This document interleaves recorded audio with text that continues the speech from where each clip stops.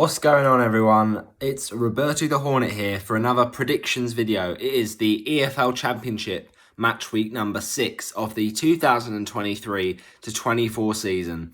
And before we do get into my match week number 6 score predictions for the weekend's games, make sure to smash a like on the video, comment your score predictions for the upcoming match week of the EFL Championship. It is the most unpredictable league. It's crazy, and ultimately you just can't predict it. But we're going to give it a go anyway. And yeah, get your score predictions in the comment section. I will shout out the best ones in the next one. But yeah, it will be a really interesting week. And let's quickly look back at how we got on in our predictions in last week's results. So match week 5, of course, we had Sunderland against Southampton. That was an absolute hammering for Southampton. They were battered 5-0 by Sunderland. What a performance, though, by the Black Cats. And, Jack Clark scored for Sunderland. Everyone scored for Sunderland. It was incredible. And I thought that Southampton would have that game in the palm of their hands. So fair play, Sunderland. I doubted you. But, yeah, not a good result for Russell Martin's side. And they're going to want to lick their wounds going into this weekend's game. But, yeah, absolute shambles. I don't know what happened. But I went for a 3-1 away win for Southampton. So no points in my prediction there. Next up, we had Birmingham City against Millwall. Now, for this one, I went for a 2-2 draw. I thought it'd be a tight game, quite entertaining, but it ended up being also a draw, but not quite what I'd predicted. I'd said a 2-2. It was 1-1, so close but no cigar. Not quite there. Also, we had Swansea City against Bristol City. Now, for that one, I thought that would be a 1-1 draw. I thought that would be tight. And it was tight, but it was Swansea 1, Bristol City 2. So fair play to the Robins getting that winner in the end. It's not looking good, is it, for Swansea recently? They've gone on a bit of a slump, so they need to improve their form. But yeah, not ideal for the predictions because that's not what we went with. So no points for us there. So just the correct goal difference so far from that Birmingham game. Also, we had Coventry City. I went for Coventry City 0, Watford 1. And it was actually very different to that. A high-scoring 6-goal thriller, 3-3 between the Hornets and the Sky Blues. And what a game it was. I did do a match review of that 3-3 draw. If you did miss that, go and check that on my recent channel. It was one of those games you just had to pick apart and really go into. And, great game ultimately for Mileta Rajovic. What a way to get his first start and get his first 2 Watford goals. He looks a real predatory striker, someone we've really needed for a long time. And I thought Tom Ince played really well as well. His first start as well. He looked like he was kind of taking on the fullback, getting to the byline. And there were some defensive, issues for us. The own goal from Wesley Hoot, that is just one of those things. He didn't look where he's passing it, and it's just a nightmare, really. But Coventry weren't great defensively either. They gave away the ball carelessly for the third goal from Rajovic, and Bio really good pressing off the ball to kind of get that interception and square it for Rajovic. But the next game was so I did say a Watford win. It was a draw, so no points to me there. But the next game we're going to talk about was a game I triple captained someone in my fantasy for Championship. Yep. Gabriel Sara, the Brazilian baller, was supposed to do the bits for me. I played triple, so it's basically like FPL for Fantasy Premier League. It's the equivalent of the triple captain, right? So you captain them, you get triple the points. Sara, oh dear, that was a nightmare. And I went for the wrong Norwich midfielder in the end. It was actually Rowe that came home with the assist. But generally, Norwich, so underwhelming to lose that 2-1 against Rotherham, a game I thought they would breeze past because David Wagner's got them playing some good football this season. So did not see that coming at all. No points again in the predictions. It's not been a good week. It's not been a good week for me. But ultimately, I thought that would be different. Then we had a Middlesbrough against QPR. Now for this one I felt that was going to be a kind of interesting game. Obviously, Middlesbrough have struggled, but QPR have really looked quite bad. So I thought, home advantage, surely Middlesbrough get the win. But no, it was the reverse of what I said. I said 2-0 Middlesbrough. It was 2-0 QPR. So the levels of decline for this Middlesbrough side is really clear to see now.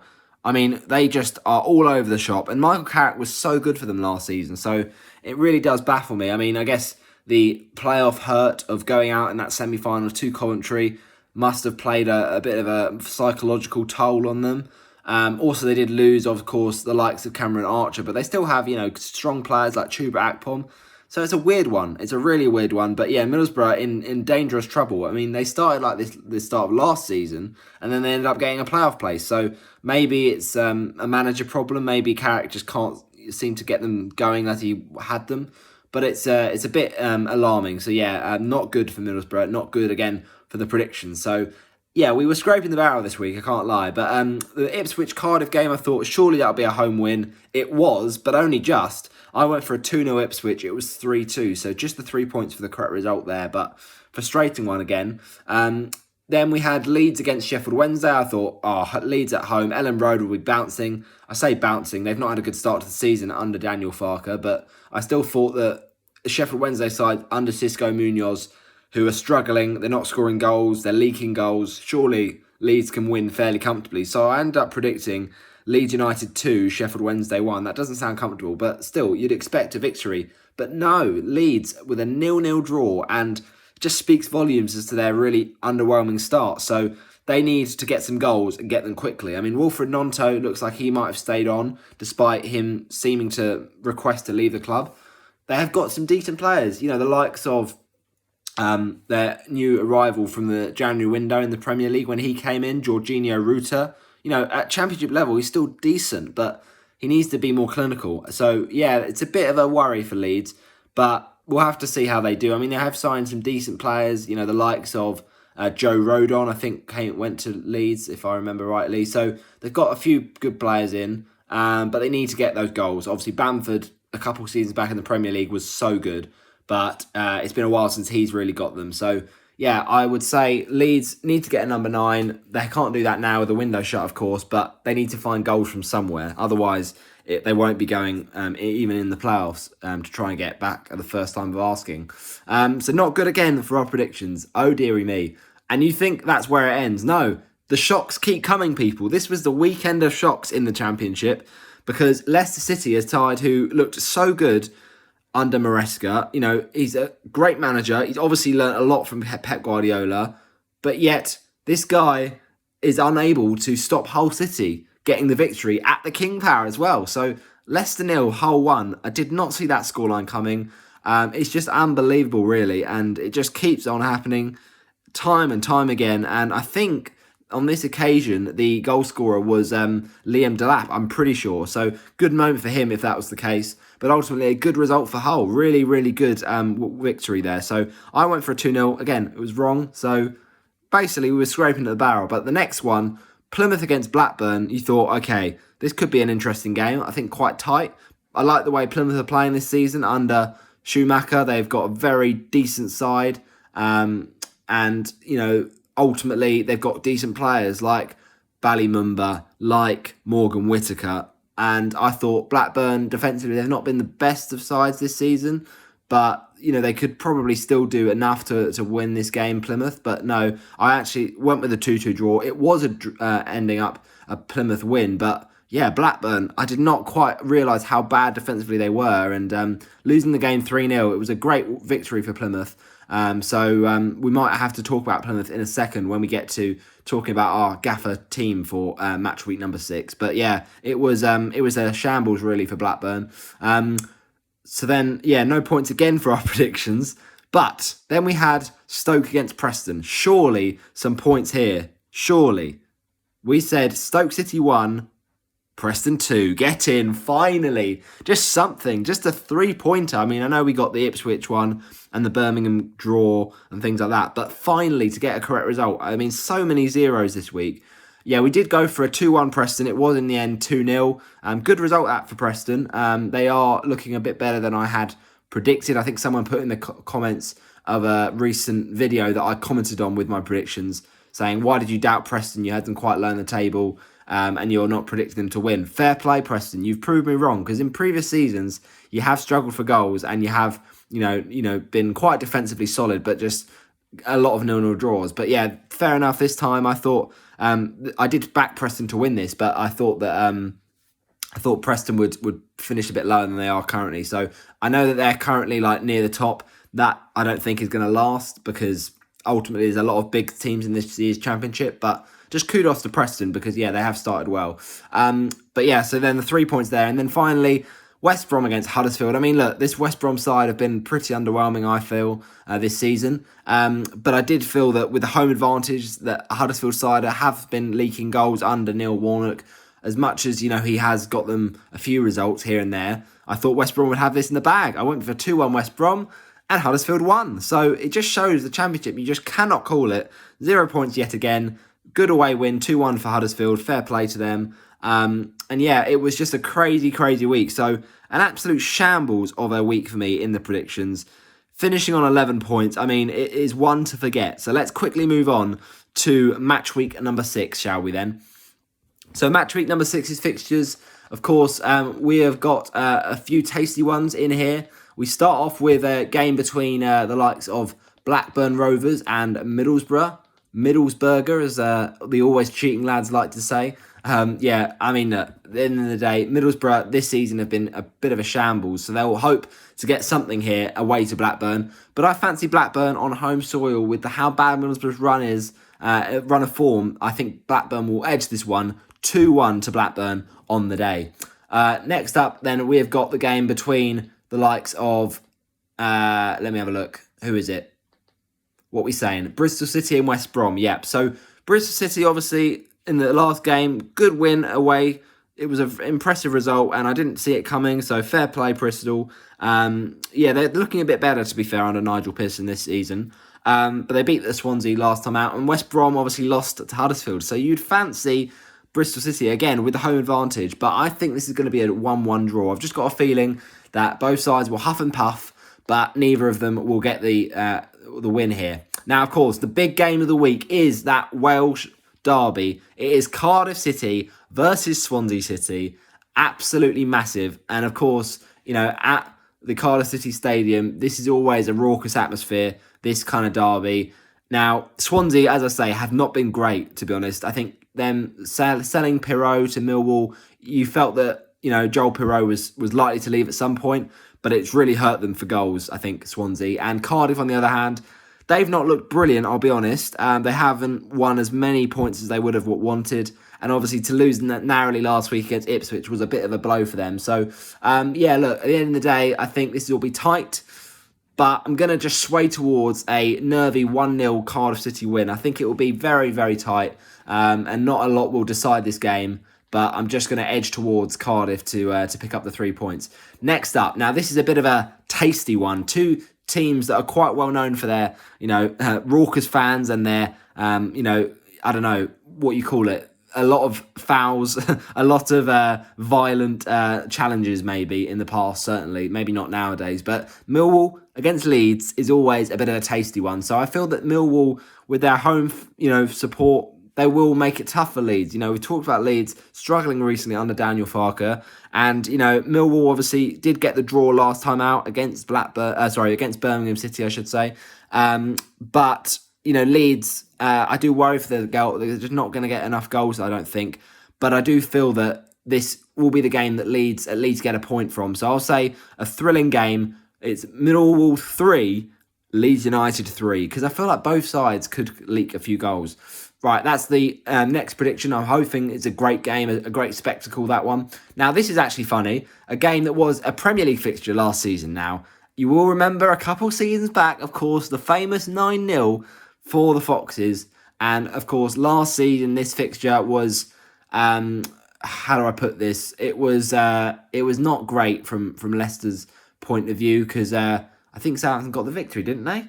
I'm trying to remember now who actually won this game last season. Leicester v Southampton. That feels an absolute age ago. That wasn't obviously this season, but I'm trying to think at St Mary's what the score would have been. Because I know it was 9-0. I don't know. Ultimately, the point still stands. These are two sides that were looking to get promoted at the first time of asking this season. Leicester are looking a bit stronger, I think, in general than Southampton. Southampton made a good start, getting a few wins, but then recent games they have been leaking goals. I think they leaked a couple against Plymouth or something. And then, of course, that absolute shocker away to Sunderland. So, yeah, Leicester will fancy their chances here of maybe another 9-0. Who knows? Probably not, though. I will say, though, Leicester to get the victory. I just feel they're, scoring goals. And I know that it didn't look great last week against Hull, but I think that was just a 1-week blip. So I'll say Southampton 1, Leicester City 3. Now, moving on to the next match in this match week 6 round of games, we've got a game between the Hornets and the Blues. Yes, Birmingham City, the former club of the Watford legend, who's now no longer at Birmingham City, his boyhood team. He is now a player coach at Forest Green Rovers. That is, of course, Troy Deeney. So, yeah, no Deeney visit to this match in the stands. He'll be working with Forest Green, you would imagine. But at the end of the day, this is a game that we have got quite a good record in. Last season, we beat them 3-0 with some good goals in there. Loser scored. So I'm hoping that we can do similar things here. I do feel that against Coventry, we played good football, but there's just defensively a few mistakes. And that's, sometimes the case. I do want to try and get the right balance between attacking and defending. I feel like in the games prior to the Coventry match, we were not scoring enough goals, wasting too many chances, but also looking solid defensively. And it was the complete flip of that against Coventry. So we need to get that balance. We need to, if we're going to defend in numbers, we've got to stay touch tight, stay goal side, really be focused. But also, we've got to have more shots from outside the box, test the goalkeeper a bit more, rather than trying to pass in the perfect goal. Because, in the games before Coventry, we were often doing that and wasting chances. And just, sometimes you can't walk it in. The defender will get a tackle in and boot it away. So we've just got to be a bit more straightforward, a bit more, I'm not saying route one, because we know under Valérien Ismail, we are playing an attractive style of football, right? In this 4-3-3, with Sierrata kind of playing as the number 6, inverting at times, but sometimes then going back into the defence. But then we've also got in this 4-3-3 a bit of width with, Sema sometimes filling at left back with the likes of Jamal Lewis. He's not up to speed at the moment with his fitness and injuries. So it'd be nice to get Lewis back as soon as possible, really, because I think Sema's good, but I'm not too keen on him at left back all the time. But we've got Sema to push up if we need to. Obviously, on the left, we can have the likes of Mateus Martins. On the right, Tom Ince. So there's some good options there on those wings. And Martins with a fantastic strike last week. Hopefully, he can carry that on form. He's looked fantastic. A much better player than last season. So I do feel this is a game we should win on paper. Now, I say on paper because Birmingham City have had an incredibly good start to the season. And obviously, we know they've had a bit more of a restructure with the owners' problems of previous seasons. Obviously, you've got the likes of some good players going there. I think they brought in not Tyler Adams, one of the Leeds guys, Roberts. I think it's Tyler Roberts. No, is it Roberts? I'm trying to remember now. It's I think it's one of their forwards, Leeds. But anyway, they've brought in a few. I think Dion Sanderson as well. So there's some good signings there for Birmingham City. They did obviously lose Tahith Chong to them lot down the road, who keep losing every week. Lol. At the end of the day, it's not looking pretty on the table. We have looked much better performance-wise, though, this season. So I think it's just a matter of time before those performances do turn into wins and we shoot up that table. It's very early days in the season, but I would just like us to pick up more wins and just get on a consecutive run of wins because, we have gone a little slump of not scoring goals before that Coventry game. Now we need to channel it towards winning games and winning at home as well because, we did win again opening day against QPR.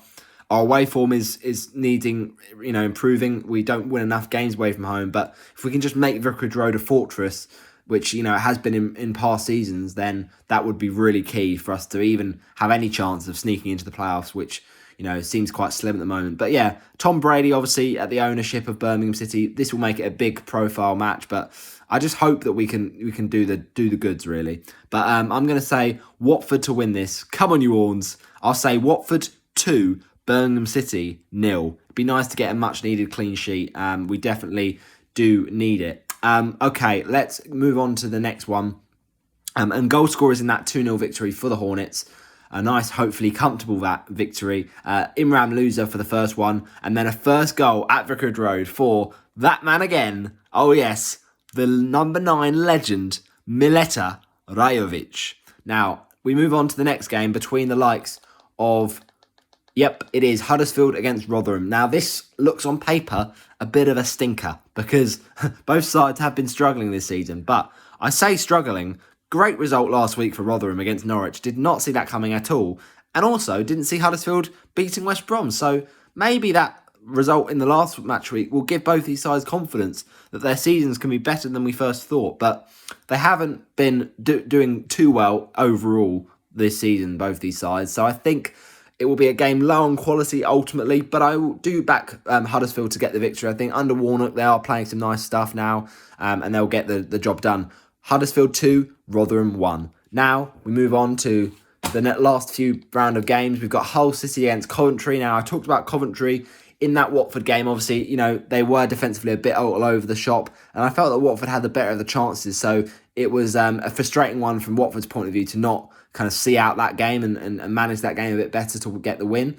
But fair play to Coventry, right? Because each time they came back whilst they were Watford were leading, Coventry pegged us back each time. So fair play. Even if the third goal was maybe a bit contentious, Matt Godden. I mean, look, ultimately it looks like he gets a hand in the face of is it Matt Godden? No, it's actually not. It's their winger. I'm trying to remember his name now. I've forgotten his name, but their winger, I think it's number 11 or 12 or something, he ends up dribbling with and tussling with Porteous, and then it looks like a hand in the face, but yeah, Porteous goes down. Maybe he should have just carried on. Ultimately, played to the whistle and everything like that, but yeah, no, fair play. Good finish from Godden. Shouldn't have left him in that much space. And then obviously, you look at the first goal from Coventry, I think it's Van Eyck. Really good free kick from him. So fair play. So yeah, look, at the end of the day, Coventry showed good determination. Now they face a Hull side after beating Leicester, so they will be full of confidence, you would imagine, at the KCOM. But I just feel that Coventry, on their day, despite recent results, will have too much for this Hull City side. So I'll say Hull City 1, Coventry City 2. Okay, let's move on to the next one. It is Norwich City against Stoke City at the Carrow Road Stadium. Now, I feel that this game for Norwich is a game they should win. On paper, they didn't look great, actually, on grass against Rotherham, but I think they can bounce back from that result. I think Stoke City, they were a bit disappointing against Preston, but I think Alex Neil, obviously former club here, he's facing it up against. He has got them playing a bit better football, Stoke, and the likes of Andre Vidigal, obviously. He's been, one of their main players of the season, so it would be nice to see him come back with a goal. We'll have to see whether or not that is going to happen if he's available. But I do feel that Norwich will just edge this one, and I feel that it'll be a good game though. I'll say Norwich City 2, Stoke City 1. Okay, that's my prediction for that one, and then final couple of games now. It's Plymouth. And they're away to Preston North End at Deepdale. And I feel this game is actually winnable for Plymouth because although Preston did win last week, I think Plymouth, the style of football they're playing is really impressive. So I'll say Preston 0, Plymouth 1. That's what I meant. And then the final game is, of course, the game between QPR and Sunderland. Oh, no, sorry. One more to go after this. QPR and Sunderland. Big game, obviously. Sunderland, big win last week. QPR, look, at the end of the day, it was an interesting match last week for QPR, and I just do feel they are gonna not be the high up as they want to be, but to beat Middlesbrough, still good result last week for QPR. So fair play to Gareth Ainsworth. Although this being at the QPR stadium, I think they can get a point from this, despite Sunderland looking really good last week. Maybe that was just more about defensive capitulation from Southampton than Sunderland. But look, Sunderland, fair play to them. They had a great performance and a great scoreline. But I think it'll be a bit of a drab one, this one. QPR 1, Sunderland 1. Okay, I think, though, we're down to our final one. I'm pretty sure, yeah.